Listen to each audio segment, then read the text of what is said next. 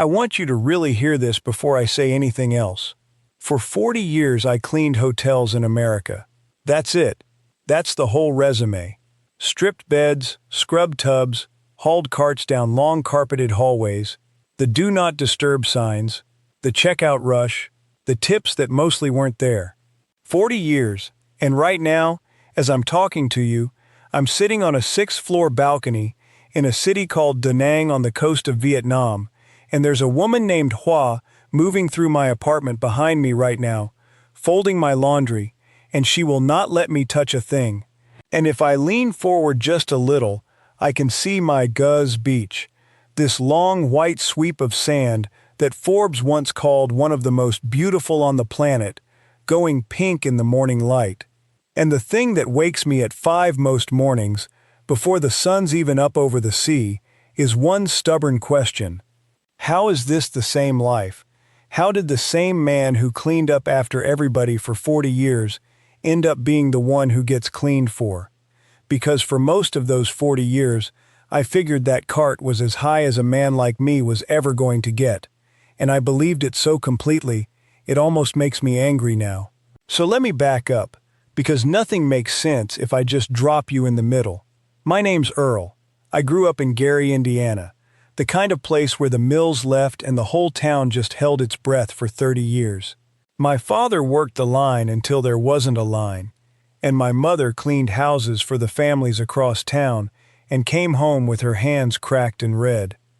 I wasn't a good student, and I want to be honest about that, because people message me thinking you have to be somebody special to do what I did, and you don't. I got hired on at 18, doing housekeeping at a big hotel downtown, and I just never got off that cart, and I took it seriously. I want you to know that. People think cleaning is nothing, but I could turn a trashed room into something spotless in 20 minutes, and I had pride in it, and I don't think I ever told a soul that. The thing that wears on you is that you become invisible. You're standing right there in the hallway in your uniform with your name on the pocket, and guests look straight through you like you're another piece of equipment. 40 years of that does something to a man. I married Ruth when I was 25. She worked the hotel laundry 2 floors down, and she had this big honking laugh that didn't match the rest of her, this small, quiet woman, and the first time I heard it, I think I just decided right then. We had one girl, Denise. And the way our life worked never changed. I cleaned rooms on days. She ran the laundry, and we passed each other in the break room like 2 people running a relay that never ended. We were tired. Not dramatic, nobody starving, just tired in this low background way for about 3 decades. And there was this word that ran through our whole marriage, the word someday. Someday, Earl, let's see a warm ocean, the kind with the blue water in the magazines. Ruth used to clip pictures of beaches out of the magazines guests left behind and keep them in a kitchen drawer, and I'd tease her, planning a trip we'll never take, and she'd say, "I'm keeping it ready." And she kept that dream ready her whole life and never got to spend it. Ruth got sick when she was 58, and it was fast, and everyone called that a mercy, but it felt like the floor opening up. There was a hospital room, and then there wasn't a someday anymore. I found those clippings when I cleaned out the house. There's a beach in there that looks exactly, and I mean exactly, like the one outside my window right now. I've held them up side by side and I've stopped trying to explain it. After Ruth passed, I went back to the cart in 9 days because I didn't know what else to do with my hands. And I kept cleaning. 62, 63, 64.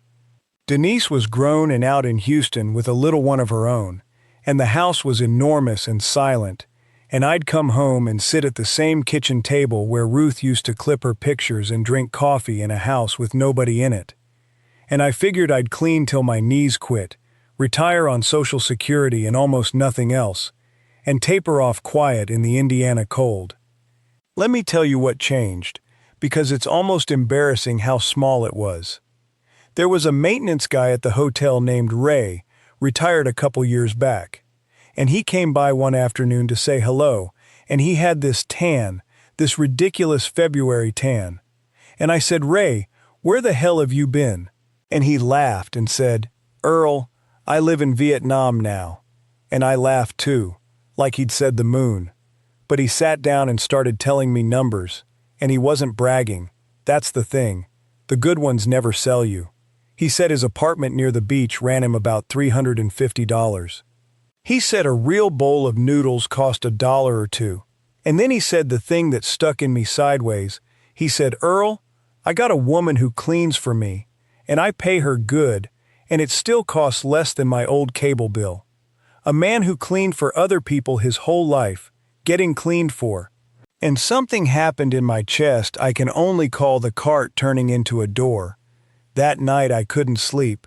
I went into the spare room and typed, "Cost of living Vietnam for retired Americans," and my hands were shaking a little, and I read until the sun came up, and I felt something I almost couldn't name. It was hope, and I'd forgotten what it felt like. But hope is not the same as courage, and the courage took a while, because the second the sun went down, the reasonable voices came back, and they sounded like common sense. They sounded like my own father. "You're a housekeeper from Gary. You've never even had a passport. You don't speak a word of the language. What happens when you fall and there's nobody to find you? What would Ruth think? What would Denise think, blowing the little you scraped together on a fool fantasy on the other side of the earth?" I lived in that drawer a while, so I'm not talking down to you. I'm talking to the man I was. And I did the research. Oh, I did the research. A paper notebook, because I'm that kind of man. And I learned the hard parts too, because I made myself. Vietnam has no real retirement visa, and that golden visa people talk about still isn't a real option for a regular guy. So what you actually do is run a 90-day e-visa, $50 online, multiple entry now, and when it runs out, you hop over to Bangkok or Cambodia for $100 round trip and come back. It works, but you're never fully settled, and I wrote that down honest. But every time I ran the numbers, they came out the same. Over there on my Social Security, I'd live better than I ever had. Over here, I'd be counting change like always. What finally moved me wasn't bravery, it was a Tuesday. An ordinary gray Indiana Tuesday, and I bent down to strip a bed on the 14th floor, the same motion I'd done a million times, and my lower back just went, and I ended up on my knees on that hotel carpet, unable to get up for 10 minutes, until another housekeeper found me. And kneeling there, I had the clearest thought of my life, very calm. If I die in this building, I gave my whole life to other people's rooms, and not one of those rooms will remember me. I told Denise over a video call, sideways, like a joke, "Your old man's been looking at Vietnam." And I braced for the worried look.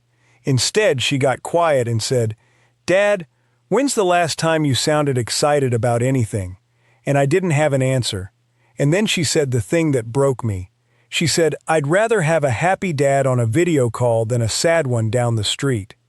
So I went and got a passport at 64. Never owned one. Held that blue book at the kitchen table like it was made of gold, the first document I'd ever had that wasn't a bill. And I went for a scouting month first, because I don't burn the boats on a feeling. Let me tell you the moment I knew. The taxi from the Da Nang airport. The heat hits you like an open oven, and the traffic is a river of motorbikes with no banks. Whole families on one scooter, and I'm jet-lagged and overwhelmed thinking, "What have you done, Earl?" And we stop at a light, and a little girl on the back of her mother's bike, maybe 6, looks over at this big, confused gray American and just waves, this enormous grin, like she's known me her whole life, and her mother laughs and waves too, at a stranger, at a red light, and something in my chest that had been locked since Ruth died came loose. Now let me give you the honest life I built, because anybody selling you only sunsets is selling you something. I rent a 1-bedroom a short walk from the beach for $400, tile floors, big windows, this balcony. Electric runs 50, 60 in the hot months. When I give in to the air conditioning, water's a few dollars, fiber internet faster than anything I had in Gary for 15. And there's Hoa, and I have to talk about her right, because the title of a thing like this, makes it sound like I snapped my fingers and a maid appeared, and it's nothing like that. Hoa's 41, lives down the block with her husband and 2 kids, came to me through Ray's helper, because that's how everything works here, through somebody who knows somebody. The first morning she came, I couldn't help myself. I started cleaning alongside her, grabbed the other end of the sheet, reached for the cloth, because 40 years is 40 years, and she stopped and looked at me and said, in careful English, "Mr. Earl, this is my job. You are making it harder." And it hit me like a truck, because I knew exactly what it feels like to be the one cleaning and get treated like you're invisible, or like a child who can't be trusted to do the thing they're paying you for. So I made myself sit down, and I felt a hot wave of shame, like I'd become one of those guests who looked straight through me for 40 years. But here's what turned it.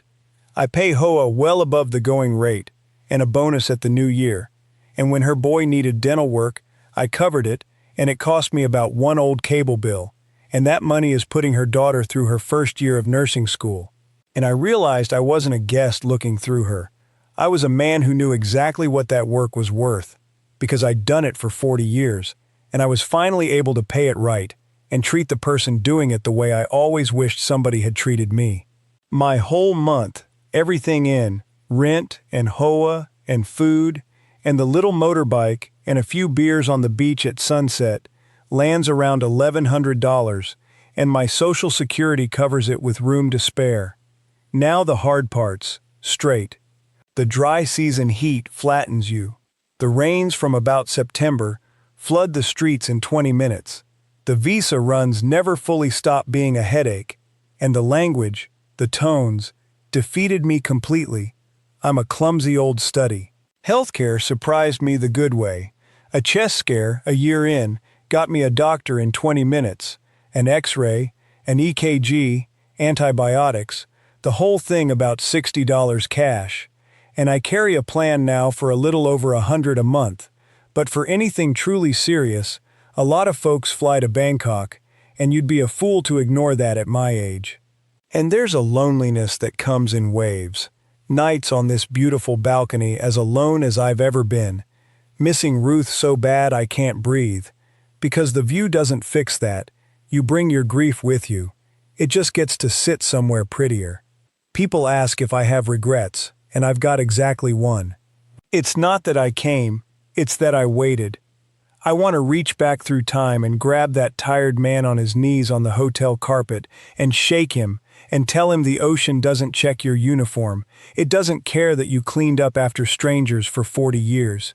So if you're out there tonight, tired the way I was tired, the invisible one in the hallway, with a head full of reasonable voices telling you to stay put and be grateful, I'm just one man on a balcony, but I'll tell you what nobody told me. You're allowed. You're actually allowed to go. It's going gold over the water now.